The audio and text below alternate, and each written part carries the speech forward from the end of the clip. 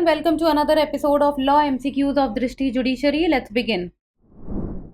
For how long can the orders under Section 163 of the BNSS be initially applied? 15 days, 30 days, 2 months और 3 months. BNSS की धारा 163 के अंतर्गत आदेश प्रारंभ में कितने समय के लिए लागू किए जा सकते हैं?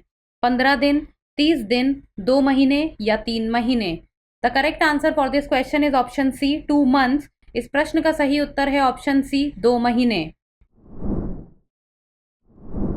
सेक्शन 163 ऑफ भारतीय नागरिक सुरक्षा संहिता 2023 gives the power to issue orders in urgent situations of nuisance or apprehended danger similar to the previously mentioned under Article 144 of the CRPC. Orders under Section 163 of BNSS can be initially applied for up to 2 months with an option for extension. भारतीय नागरिक सुरक्षा संहिता 2023 की धारा 163 में आपातकालीन स्थिति जैसे कि सार्वजनिक उपद्रव या संभावित खतरे की स्थिति में आदेश जारी करने की शक्ति दी गई है, जो पहले भारतीय दंड प्रक्रिया संहिता की धारा 144 के अंतर्गत आती थी. धारा 163 के तहत प्रारंभ में आदेश 2 महीने तक लागू किए जा सकते हैं और आवश्यकता पड़ने पर इस अवधि को बढ़ाया जा सकता है. Next question. What does Section 151 of the Income Tax Act 1961 deal with? Tax deductions, sanction for issue of notice, tax refund claims, wealth tax exemptions. आयकर अधिनियम 1961 की धारा 151 किससे संबंधित है? कर कटौती, नोटिस जारी करने की स्वीकृति, कर वापसी के दावे, संपत्ति पर कर छूट.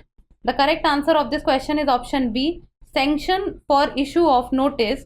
इस प्रश्न का सही उत्तर है ऑप्शन बी, नोटिस जारी करने की स्वीकृति. Section 151 prescribes the procedure for obtaining sanction to issue notices under Section 148 of the Income Tax Act, ensuring a systematic approval process based on the time elapsed since the relevant assessment year. धारा 151 आयकर अधिनियम के अंतर्गत धारा 148 के तहत notice जारी करने के लिए स्वीकृति प्राप्त करने की प्रक्रिया निर्धारित करती है.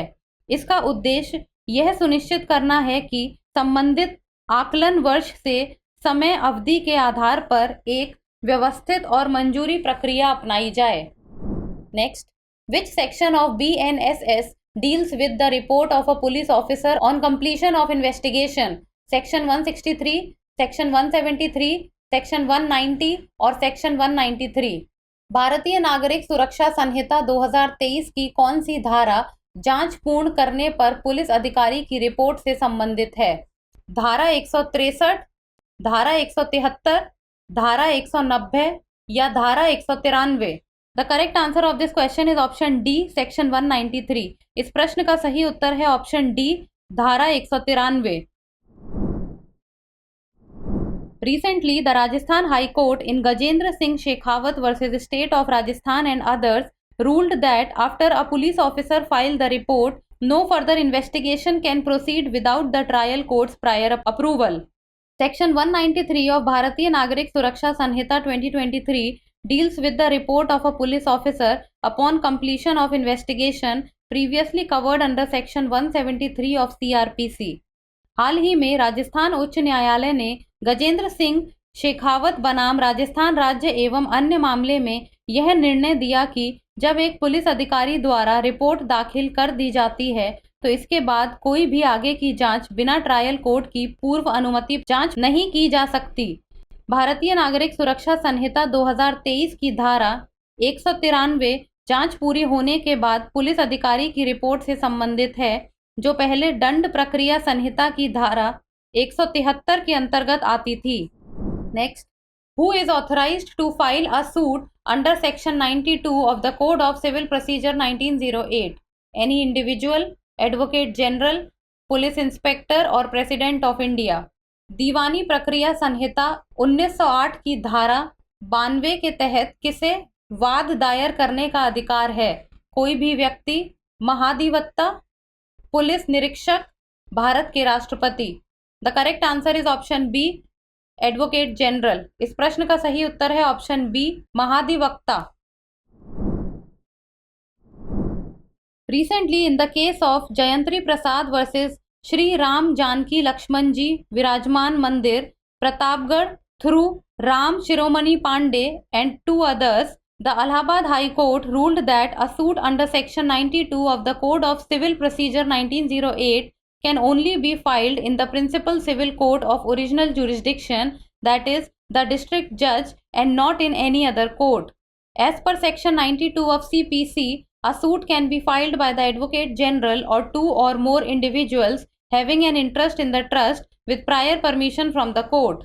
हाल ही में इलाहाबाद उच्च न्यायालय ने जयंत्री प्रसाद बनाम श्री राम जानकी लक्ष्मण जी विराजमान मंदिर प्रतापगढ़ मामले में यह निर्णय दिया कि सिविल प्रक्रिया संहिता 1908 की धारा 92 के अंतर्गत कोई वाद केवल मूल क्षेत्राधिकार की प्रधान सिविल अदालत यानी जिला न्यायाधीश के समक्ष ही दाखिल किया जा सकता है, किसी अन्य न्यायालय में नहीं।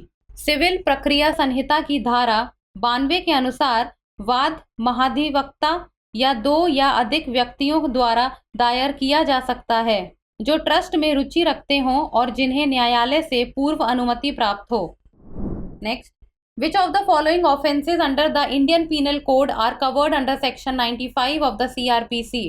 Section 124A only, Section 153A and Section 153B, Section 237 और Section 242। निम्नलिखित में से कौन से अपराध भारतीय दंड संहिता के अंतर्गत दंड प्रक्रिया संहिता की धारा 95 में शामिल हैं? केवल धारा 124A, धारा 153A और धारा 153B, धारा 237 या धारा 242? The correct answer of this question is option B, section 153A and section 153B। इस प्रश्न का सही उत्तर है ऑप्शन बी, धारा 153A और धारा 153B। Section 95 of the code of criminal procedure deals with the power to declare certain publications forfeited and to issue search warrants for the same. It grants the power to the state government to declare newspapers, books or documents containing material punishable under section 124A, 153A, 153B, 292, 293 or 295A of the Indian Penal Code as forfeited.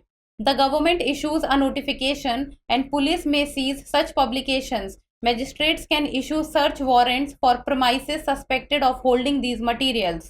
दंड प्रक्रिया संहिता की धारा 95 कुछ प्रकार के प्रकाशनों को जब्त करने और उनके लिए तलाशी वारंट जारी करने की शक्ति से संबंधित है।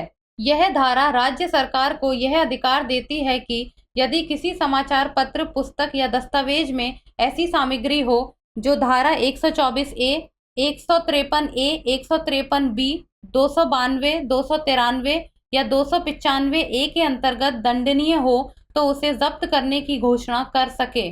सरकार द्वारा अधिसूचना जारी करने के बाद पुलिस ऐसे प्रकाशनों को जब्त कर सकती है। यदि किसी स्थान पर इन प्रकाशनों के होने का संदेह हो तो मजिस्ट्रेट तलाशी वारंट भी जारी कर सकते हैं। अब बारी है अभ्यास प्रश्न की। इफ द जज dies after writing his judgment but before delivering in open court then the judgment shall be considered as judgment of the court, opinion of the judge, only a dying declaration, none of these। यदि न्यायाधीश अपना निर्णय लिखने के बाद लेकिन खुले न्यायालय में सुनाने से पहले ही मृत्यु हो जाए तो उस निर्णय को क्या माना जाएगा? न्यायालय का निर्णय, न्यायाधीश की राय, केवल एक मृत्यु पूर्व कथन या इनमें से कोई नहीं। Send us the answer in the comment section. आप इस प्रश्न का उत्तर हमें कमेंट सेक्शन में दे सकते हैं। आज के लिए इतना ही, धन्यवाद।